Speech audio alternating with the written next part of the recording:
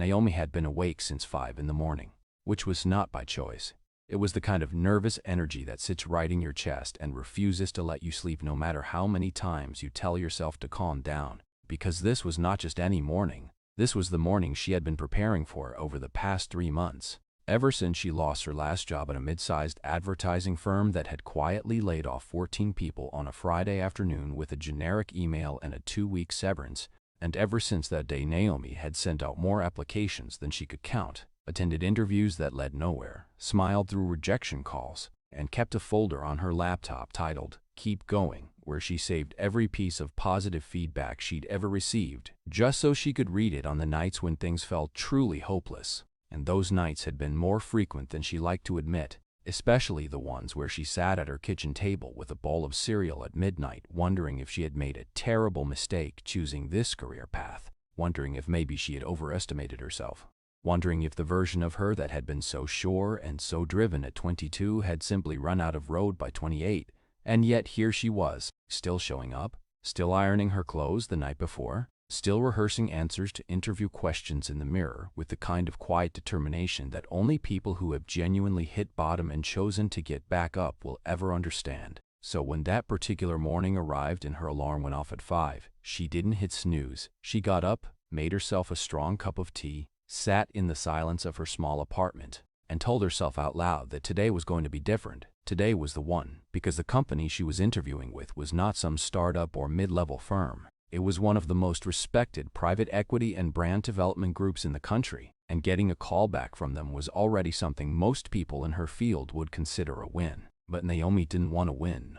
She wanted the job, and she had spent the last week researching the company so thoroughly that she could probably recite their investment history in her sleep. So by the time she put on her blazer and grabbed her bag and walked out into the gray, drizzling morning, she felt as ready as a person can feel when the stakes are as high as they have ever been in her entire life. Which is to say, she felt ready and terrified in equal measure, the way you feel standing at the edge of a diving board that you have already committed to jumping off of. And the metro station was only a 10-minute walk from her building, but the rain had picked up overnight and the streets were slick, and she moved quickly, head down, umbrella doing its best against the sideways drizzle, replaying her opening statement in her head for what must have been the 50th time.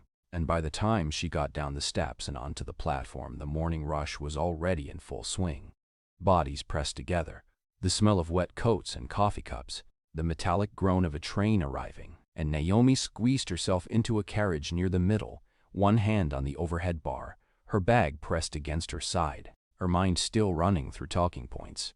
And that was when it happened. The train lurched, as it often does when it pulls away from the platform, and the man standing just behind her shifted his weight and his heel came down squarely on top of her foot, not lightly, not glancingly, but with the full careless pressure of someone who was completely unaware that another human being existed in that space. And Naomi made a sharp sound and pulled her foot back and looked up, expecting the automatic reflex most people have in that situation, the embarrassed apology, the brief eye contact, the small mutual acknowledgement that, yes, this was an accident, and we are both adults, and we can move on. But the man did not do any of those things. He was looking at his phone, one hand in the pocket of a plain gray coat, completely unbothered, as though nothing had happened at all. And something about that, the complete absence of acknowledgement, cracked something open in Naomi that she had been holding shut for a very long time, because it was not really about her foot. If she was honest with herself, it was about 3 months of quiet humiliation and effort, and sleepless nights and bowls of cereal at midnight, and holding herself together with both hands while the world moved around her like she was invisible. And here was this man in his expensive gray coat standing on her foot on the worst morning of her year. And he could not even be bothered to look up from his screen. So without fully thinking it through, acting on a reflex that bypassed every filter she had, Naomi reached out and slapped the side of his arm, not hard, not violently, just sharply enough to get his attention, and said in a voice that was steadier than she expected, "You stepped on my foot," and the carriage around her went very quiet, the way carriages do when something unexpected happens. That sudden collective holding of breath, and the man finally looked up from his phone slowly, and his eyes were calm and gray and completely unreadable.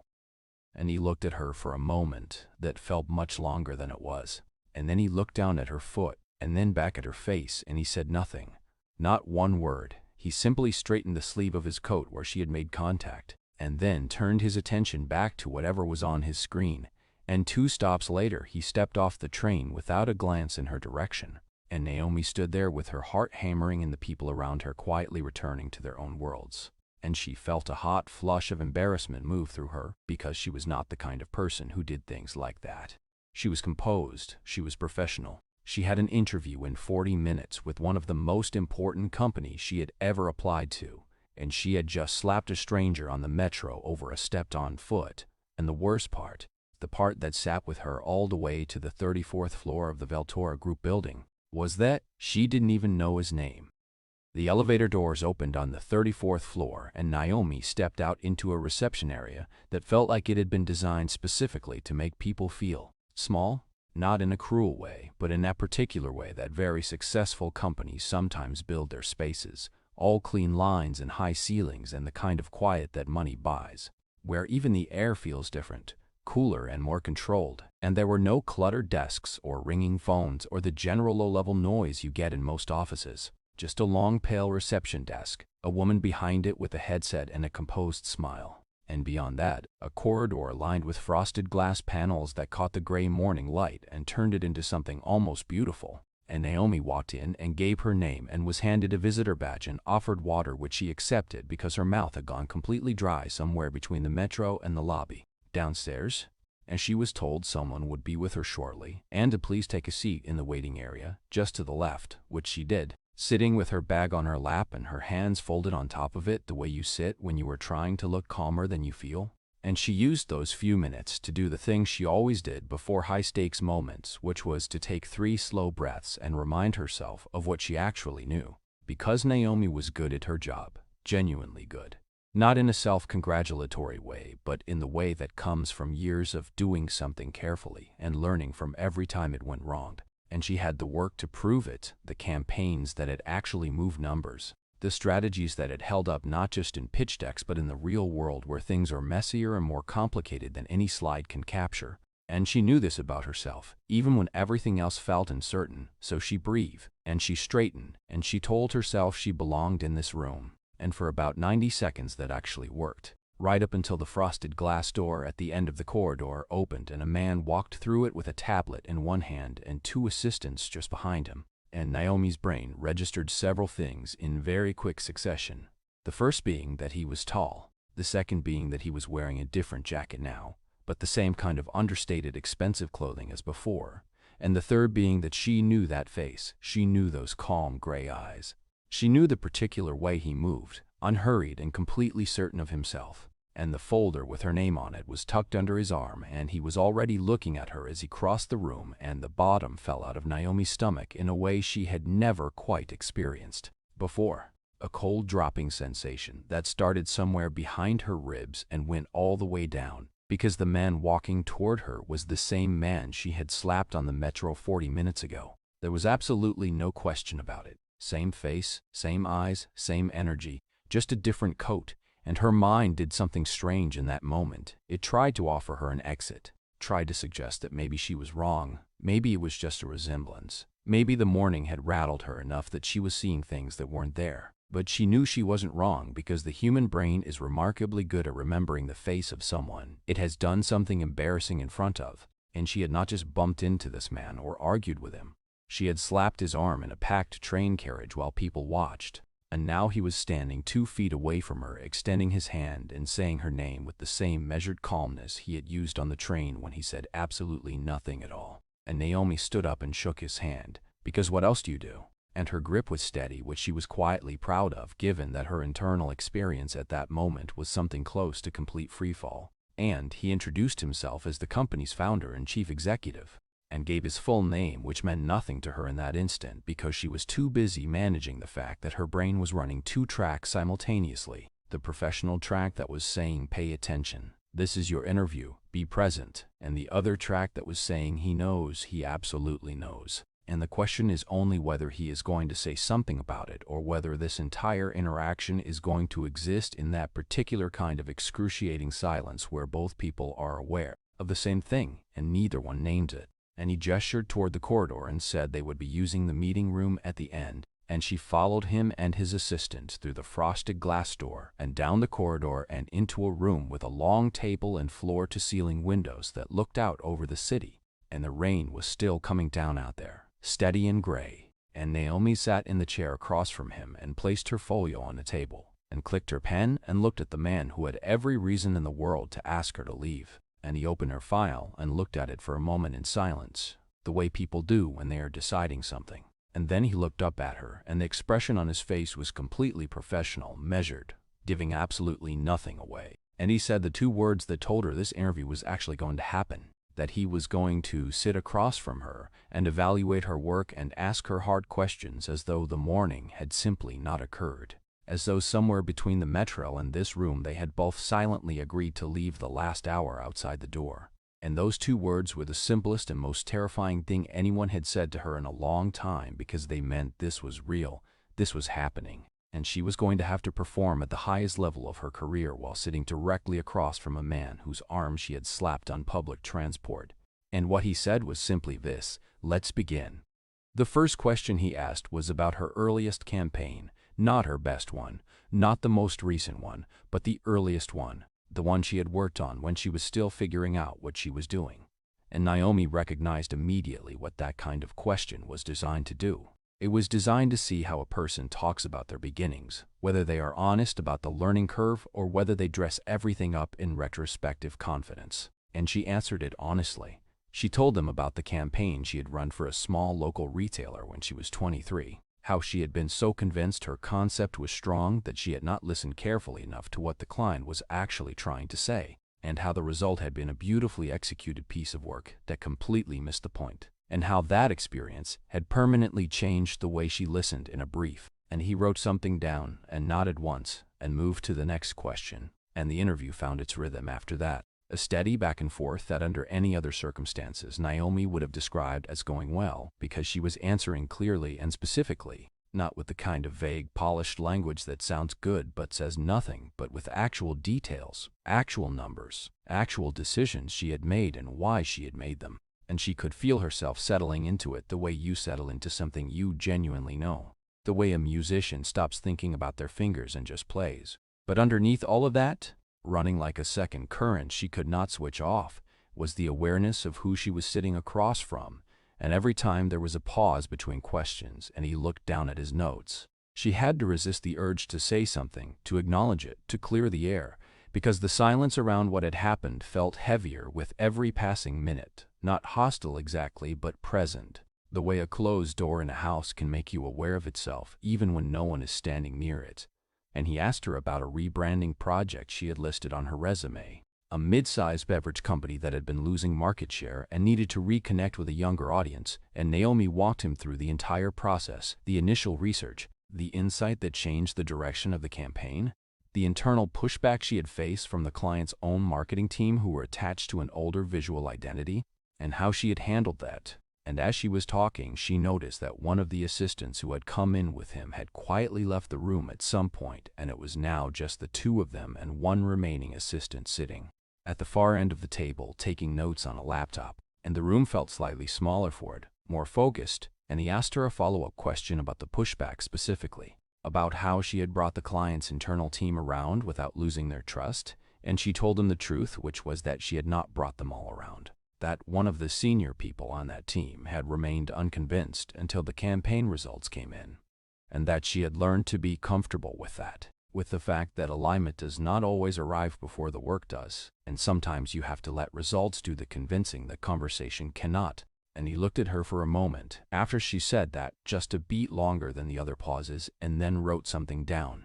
And Naomi felt the specific anxiety of not knowing whether what she had just said was the right answer or the wrong one, whether honesty was landing as a strength or as an admission of something she shouldn't have admitted. And that uncertainty was its own kind of pressure on top of every other pressure already present in the room, and they moved through 3 more questions after that, each one more specific than the last, each one requiring her to not just describe what she had done, but to explain the thinking behind it, the reasoning, the moments of doubt. And she answered all of them, and she answered them well. She believed that.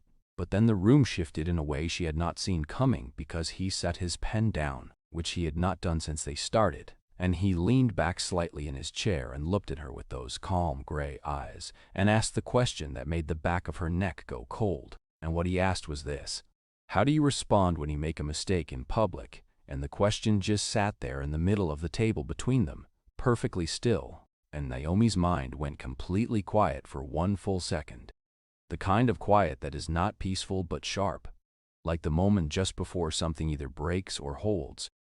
Because she could not tell. She genuinely could not tell whether that question was a standard interview question about professional accountability or whether it was the most precise thing anyone had ever aimed directly at her. And the assistant at the end of the table had stopped typing, and the rain against the window was the only sound in the room, and Naomi looked at him and made a decision in that silence. She decided not to give the polished answer, not the version she had rehearsed for questions about professional setbacks, not the one that wraps everything in a tidy arc of growth and learning, but the real one, the one that was true right now in this room on this particular morning. And she said that her honest answer was that she reacted first, that her instinct in a moment of frustration or pressure was to act before she had thought it all the way through, and that it had cost her before, professionally and personally, and that she was still working on the gap between her instincts and her judgment, still working on the pause that should exist between feeling something and doing something.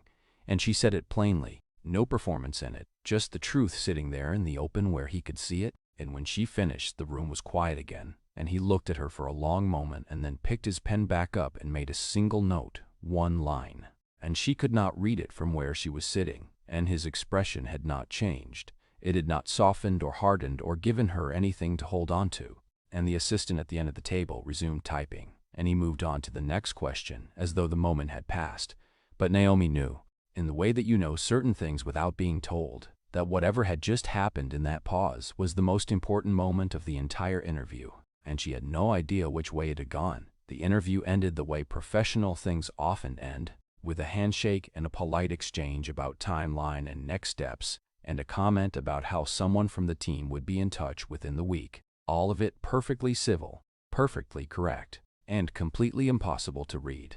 And Naomi gathered her folio and her bag and thanked him and the remaining assistant and walked back down the corridor toward the reception area with her shoulders straight and her pace even, doing the thing she had trained herself to do, which was to hold it together until she was somewhere private, because she had learned a long time ago that the lobby of a building you want something from is not the place to let your face tell the truth about how you were feeling. And the receptionist smiled at her on the way out, and Naomi smiled back and pressed the elevator button and stood there watching the number above the doors count upward from the floors below. And when the doors opened and she stepped in and they closed behind her, she finally exhaled, a long, slow breath that came from somewhere much deeper than her lungs, and she rode down 34 floors in silence, staring at her own reflection in the polished metal doors.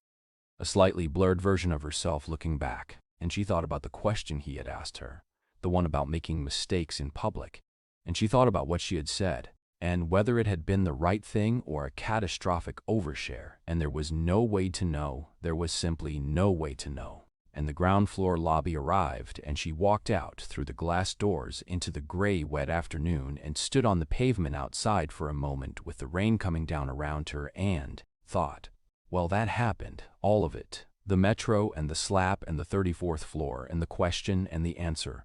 All of it happened, and whatever comes next is already in motion, and there is nothing left to do but wait. And she had been waiting for about 4 minutes, standing at the corner looking for a cab, when she heard the building's glass door open behind her and a voice said her name, not loudly, not urgently, just clearly.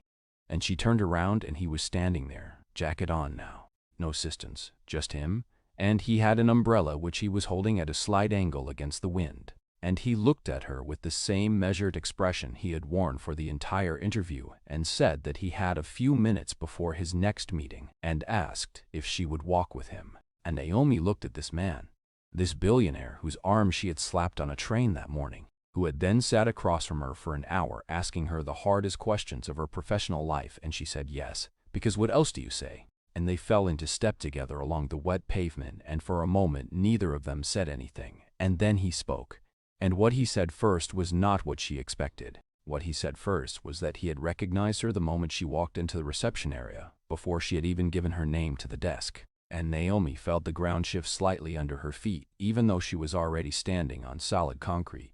And he continued talking, his voice even and unhurried, and he told her that the metro was something he did twice a month, that he took the same line, the same hour, no driver, no assistant, just him and whatever everyone else was dealing with that morning, and that he did it because he had found over the years that the further you get from ordinary daily life, the worse your instincts become, that you start making decisions about people and products and strategies from inside a version of the world that does not actually exist for most people, and the metro kept him calibrated. Those were the words he used, calibrated, and Naomi listened and said nothing because she understood that he was not finished, and interrupting him felt like the worst possible idea.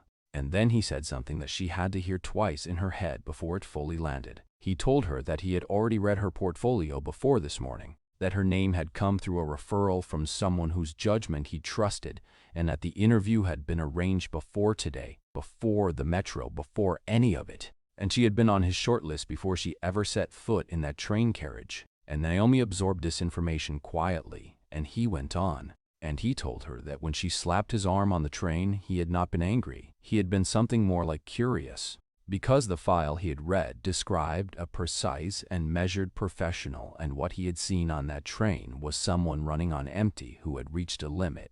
And those two things did not contradict each other exactly, but they created a question, and he was a person who did not like unanswered questions. And then he stopped walking and turned to look at her directly and said that her answer in the interview room, the honest one, the one about reacting before thinking and still working on the gap between instinct and judgment, that answer had resolved the question for him, not because it was a perfect answer, but because it was a true one. And he said that, in his experience, the most dangerous people to have in a leadership role were not the ones who made mistakes, but the ones who had constructed a story about themselves in which they didn't.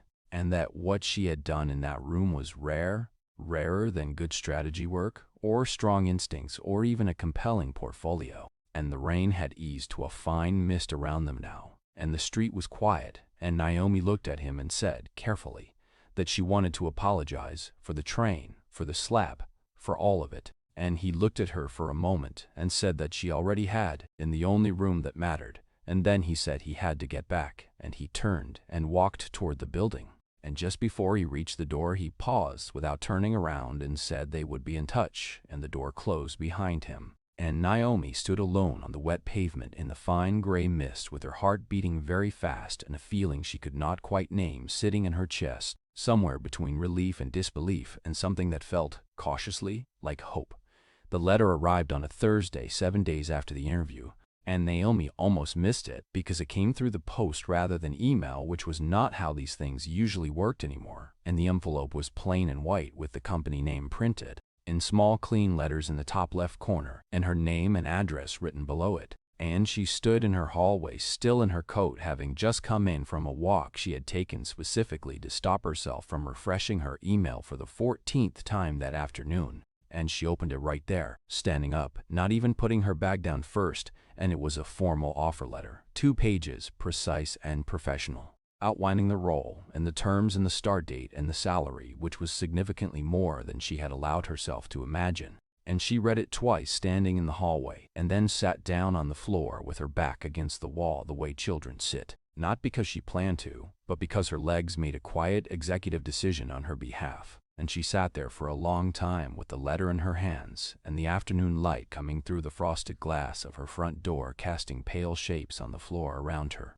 And she did not cry, which surprised her, because she had imagined this moment many times over the past 3 months, and in most of those imaginings she cried. But what she actually felt was quieter than that. It was the specific feeling of attention that has been wound very tight for a very long time, finally being allowed to release. Not all at once, but slowly, like air leaving something that had been overfilled. And she called her mother, who answered on the second ring the way mothers do when they have been quietly waiting for a call without saying so. And Naomi told her, and her mother made a sound that was not quite a word, and then said she knew, she always knew. And Naomi laughed for the first time in what felt like a very long time, a real laugh, unguarded, the kind that comes without warning. And that night she made herself her proper dinner for the first time in weeks.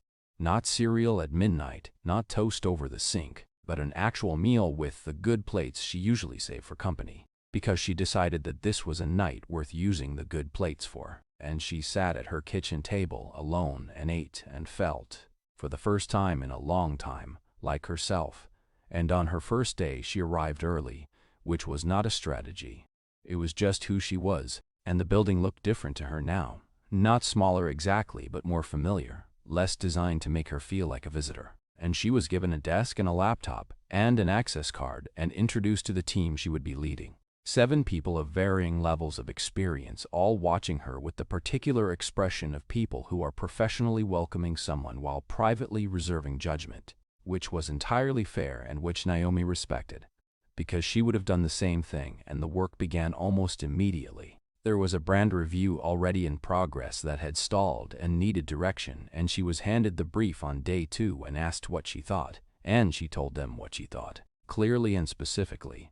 And she could see the slight adjustment in the room, the small recalibration that happens when people realize that the new person actually knows what they are talking about. And within the first 2 weeks, she had reoriented the project, and the team had started to move with the kind of focus that only happens when people feel like the direction they have been given makes sense. And she was good at this. She had always been good at this, but there was something different about doing it here, something that felt earned in a way that was hard to explain. And he was around the office the way founders are, not constantly visible, but present in the way that people with real authority are present. You feel the shape of their decisions even when they are not in the room. And on her 3rd day, she passed him in the corridor near the lifts, and he nodded once, the same nod he had given her on the street outside in the rain, brief and even, and kept walking. And she did the same. And that was it.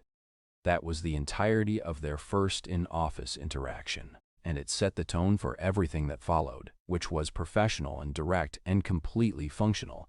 2 people who were good at their jobs working within the same organization. No reference to the train, no knowing looks, no private language between them, just the work, and the work was good. And over the following months, Naomi built something real inside that company, not by being loud about it, but by being consistent, by doing what she said she would do, by being honest when something wasn't working and decisive when a direction needed to change. And the team she had inherited became the team she was genuinely proud of.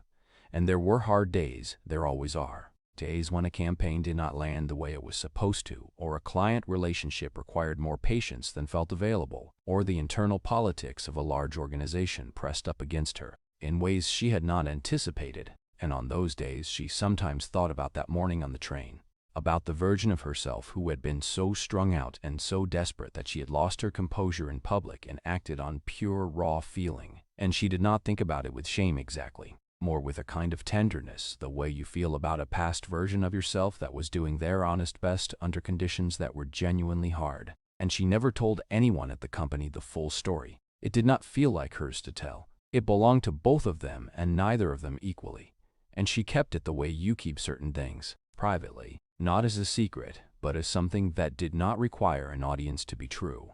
And 2 years later, she was sitting in a meeting presenting a campaign that had just won a significant industry award, and the room was full, and the energy was good, and she caught his eye briefly from across the table, just for a second, and there was nothing dramatic in it. No acknowledgement of the journey or the rain or the train or any of it, just a brief, ordinary moment between 2 professionals in a room, and then the meeting moved on.